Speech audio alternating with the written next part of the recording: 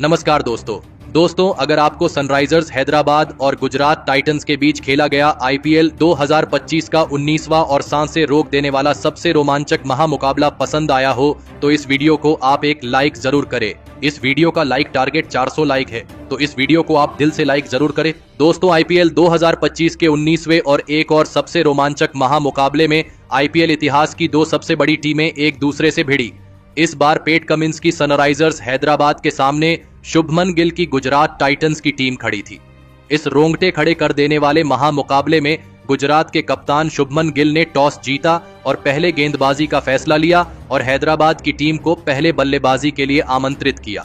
उसके बाद रनों की बारिश करने के इरादे से हैदराबाद के दो दिग्गज ओपनर बल्लेबाज मैदान में उतरे। अभिषेक शर्मा और ट्रेविस हेड के कंधों पर इस महामुकाबले में अपनी टीम को एक विस्फोटक ओपनिंग शुरुआत दिलाने की बहुत ही बड़ी जिम्मेदारी थी, लेकिन हैदराबाद की इन उम्मीदों को पारी के शुरुआती ओवरों में ही गुजरात की तेज गेंदबाजी ने तोड़ दिया और पारी का पहला ही ओवर डालने आए मोहम्मद सिराज ने ट्रेविस हेड को साई सुदर्शन के हाथों कैच आउट कर दिया। ट्रेविस हेड इस मुकाबले में 5 गेंद में बस 8 ही रन बना पाए। ट्रेविस हेड के पहले ही ओवर में आउट हो जाने के बाद अब हैदराबाद की टीम की तरफ से ईशान किशन मैदान में उतरे थे और ईशान किशन ने पारी के चौथे ओवर में 2 लगातार चौके लगाकर अपना खाता खोला था। लेकिन तभी उनके साथ बल्लेबाजी कर रहे हैदराबाद के दूसरे ओपनर बल्लेबाज अभिषेक शर्मा को मोहम्मद सिराज ने ही राहुल तेवतिया के हाथों कैच आउट कर दिया। अभिषेक शर्मा इस मुकाबले में 16 गेंद में 18 रन बनाकर आउट हो गए। अब मोहम्मद सिराज ने हैदराबाद के दोनों ही खतरनाक ओपनर बल्लेबाजों को एक के बाद एक आउट करके हैदराबाद की टीम को पूरी तरह इस मुकाबले में दबाव में डाल दिया था। अब मैदान पर नीतीश कुमार रेड्डी आए थे और फिर नीतीश कुमार रेड्डी और ईशान किशन ने मिलकर हैदराबाद की पारी को संभालने की पूरी कोशिश करी, लेकिन तभी पारी का 8वां ओवर डालने आए प्रसिद्ध कृष्णा ने ईशान किशन को ईशांत शर्मा के हाथों कैच आउट कर दिया। ईशान किशन इस मुकाबले में 14 गेंद में 17 रन बनाकर आउट हो गए। अब हैदराबाद की टीम बहुत ही बड़ी मुसीबत में थी। शुरुआत में ही गुजरात की तेज गेंदबाजी ने हैदराबाद की बल्लेबाजी को पूरी तरह ध्वस्त कर दिया था।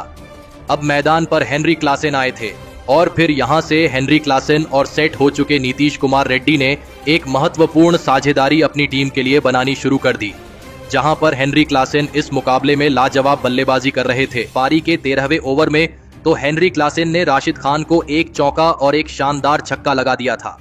हेनरी क्लासेन और नीतीश कुमार रेड्डी के बीच एक महत्वपूर्ण साझेदारी अब अपनी टीम के लिए बननी शुरू हो चुकी थी। दोनों ही खिलाड़ी अपनी टीम के लिए महत्वपूर्ण रन बना रहे थे। हेनरी क्लासेन और नीतीश कुमार रेड्डी की यह साझेदारी अब गुजरात की गेंदबाजी को भी दबाव में डाल रही थी और फिर इसी बीच दोनों की 50 रनों की साझेदारी भी पूरी हो गई। लेकिन तभी गेंदबाजी पर आए साई किशोर ने सेट हो चुके हेनरी क्लासेन को ही क्लीन बोल्ड कर दिया। हेनरी क्लासेन इस मुकाबले में 19 गेंद में 27 रन बनाकर आउट हो गए। हेनरी क्लासेन के बड़े विकेट के गिरते ही हैदराबाद की टीम बहुत ही बड़ी मुसीबत में फंस चुकी थी। गुजरात की गेंदबाजी इस मुकाबले में लाजवाब फॉर्म में नजर आ रही थी। अब मैदान पर अनिकेत वर्मा आए थे, लेकिन तभी दूसरे छोर पर सेट हो चुके नीतीश कुमार रेड्डी को भी साई किशोर ने राशिद खान के हाथों कैच आउट कर दिया। नीतीश कुमार रेड्डी इस मुकाबले में 34 गेंद में 31 रन बनाकर आउट हो गए। अब हैदराबाद की बल्लेबाजी इस मुकाबले में पूरी तरह दबाव में थी। गुजरात की गेंदबाजी ने हैदराबाद के दोनों ही सेट बल्लेबाजों को अब आउट कर दिया था। अब मैदान पर कमिंडू मेंडिस उतरे थे, लेकिन कमिंडू मेंडिस को भी गुजरात की गेंदबाजी ने ज्यादा देर तक मैदान में टिकने नहीं दिया और पारी का 17वां ओवर डालने आए प्रसिद्ध कृष्णा ने कमिंडू मेंडिस को साई सुदर्शन के हाथों कैच आउट कर दिया।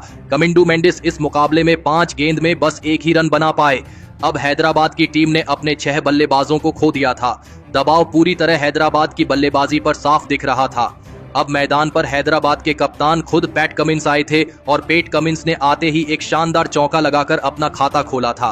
लेकिन तभी गेंदबाजी पर आए मोहम्मद सिराज ने अनिकेत वर्मा को एलबीडब्ल्यू आउट कर दिया। अनिकेत वर्मा इस मुकाबले में 14 गेंद में 18 रन बनाकर आउट हो गए। तो वही अनिकेत वर्मा के बाद बल्लेबाजी पर आए सिमरजीत सिंह को भी मोहम्मद सिराज ने अपनी इसी ओवर में क्लीन बोल्ड कर दिया। सिमरजीत सिंह इस मुकाबले में अपना खाता भी नहीं खोल पाए। अब हैदराबाद के पास बस 2 ही विकेट बचे थे। अब बल्लेबाजी के लिए मोहम्मद शमी आए थे लेकिन कप्तान पैट कमिंस ने अब अपने हाथ खोलना शुरू कर दिया था और इस पारी के अंतिम ओवर में ईशांत शर्मा के खिलाफ हैदराबाद के कप्तान पैट कमिंस ने गजब की बल्लेबाजी करके दिखाई और इस ओवर में पैट कमिंस ने 17 रन बनाए और इसी के चलते हैदराबाद की टीम ने 152 रनों का एक बड़ा लक्ष्य गुजरात की टीम के आगे रखा। उसके बाद हैदराबाद से मिले 153 रनों के एक विशाल लक्ष्य का पीछा करने गुजरात के दो दिग्गज ओपनर बल्लेबाज मैदान में उतरे। साई सुदर्शन और गुजरात के कप्तान शुभमन गिल के कंधों पर इस महामुकाबले में अपनी टीम को एक विस्फोटक ओपनिंग शुरुआत दिलाने की बहुत ही बड़ी जिम्मेदारी थी।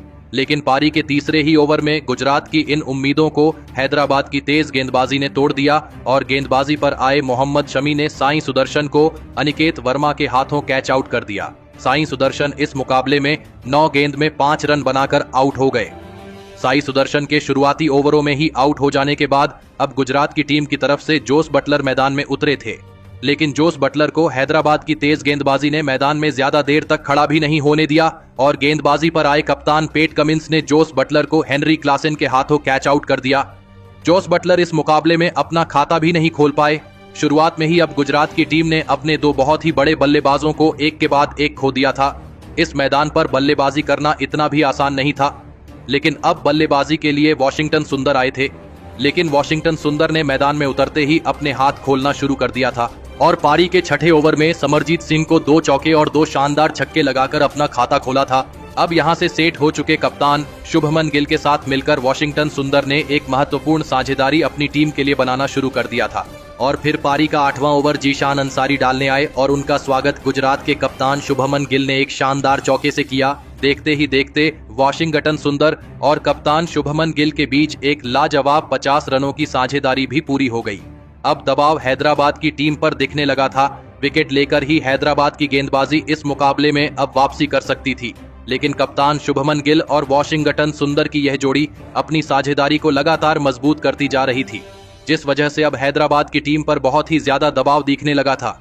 कप्तान पैट कमिंस वॉशिंगटन सुंदर और कप्तान शुभमन गिल की इस लाजवाब बल्लेबाजी को देखकर हैरान थे और फिर इसी बीच पारी के 13वें ओवर में एक शानदार चौका लगाते हुए कप्तान शुभमन गिल ने अपना इस मुकाबले का एक लाजवाब अर्धशतक पूरा कर लिया। लेकिन तभी उनके साथ बल्लेबाजी कर रहे वॉशिंगटन सुंदर को इसी बीच मोहम्मद शमी ने अनिकेत वर्मा के हाथों कैच आउट कर दिया। वॉशिंगटन सुंदर 29 गेंदों में 49 रनों की एक लाजवाब पारी खेलकर आउट हो गए।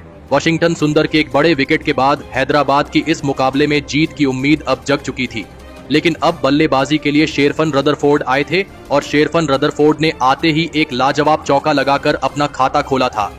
तो वही पारी के 15वें ओवर में अभिषेक शर्मा को शेरफन रदरफोर्ड ने एक के बाद एक 4 शानदार चौके लगा दिए थे। तो वही उसके अगले ही ओवर में कप्तान शुभमन गिल ने भी 2 लाजवाब चौके लगा दिए थे।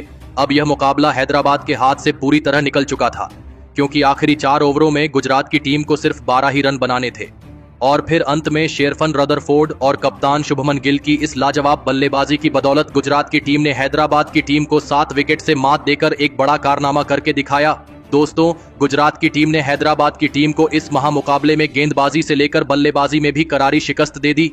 हैदराबाद की टीम इस मुकाबले में पूरी तरह नाकामयाब रही, लेकिन गुजरात की टीम के इस महामुकाबले में जीत के असली हीरो साबित हुए उनके सबसे अनुभवी तेज गेंदबाज मोहम्मद सिराज, जिन्होंने इस मुकाबले में अपने गेंदबाजी से गजब का प्रदर्शन करके दिखाया और हैदराबाद के 4 बहुत ही बड़े विकेट हासिल किए और इसी के चलते गुजरात की टीम इस महामुकाबले में जीत पाई।